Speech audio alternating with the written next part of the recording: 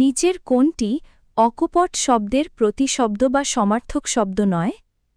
বাঞ্ছা শব্দটি অকপটের প্রতিশব্দ নয়। ব্যাখ্যা: অকপট মানে হল সরল বা উদার, অন্যদিকে বাঞ্ছা শব্দের অর্থ হল ইচ্ছা বা কামনা। ঈষৎ শব্দের বিপরীত শব্দ কোনটি? ঈষতের বিপরীত শব্দ হল অধিক।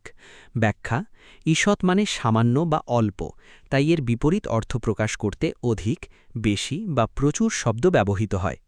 অগ্নি শব্দের একটি সঠিক সমার্থক শব্দ বলুন।